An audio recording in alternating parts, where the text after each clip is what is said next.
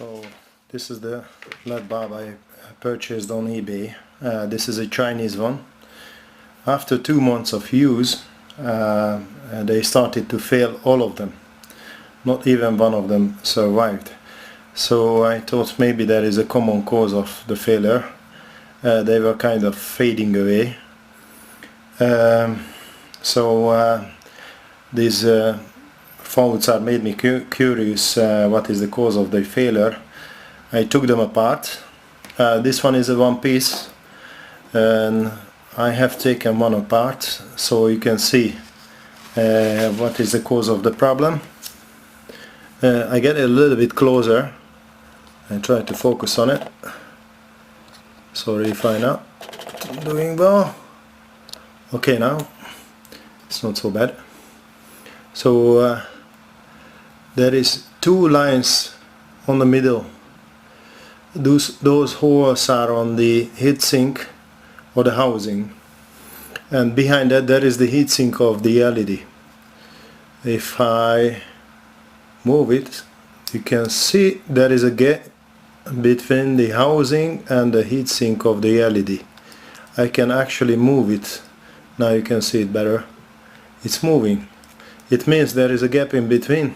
So the LED doesn't get the proper heat sink contact, and that's why they're overheating. And this is the cause of the problem. I'm going to take it a little bit further apart so you can see what you can do for it. This thing has to be twisted, and I just take the lens off,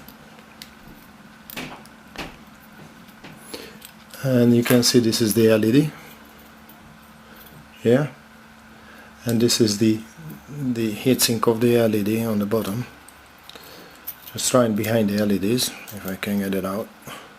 So you can see it. This is the heatsink. It's sitting in the housing, and there is not a proper contact because nothing holds this thing on its place. Nothing rather than this plastic piece or lens that's pushing it against the housing. But because here around this place is not properly machined, there is a gap in between. So what you have to do, you have to Dremel a little bit further this place here, so the lens can go deeper and pushing the LED against the wall of the housing. And after then display is disappearing. So this is the way how to fix them. Anyway, I'm happy to find the problem. Usually if it's already failed, one of them is faulty. The way you can figure it out, if you supply them 2.5 volts, I know this is not the proper, because I should use a current source and feeding it with a proper milliamps, but I didn't want to play with resistors and stuff like that, so I was just carefully increasing the voltage on it, and it's turned out these are working with 2.5 volts, and if you connect the 2.5 volts for each of them, you can figure out which one is broken and you can replace it.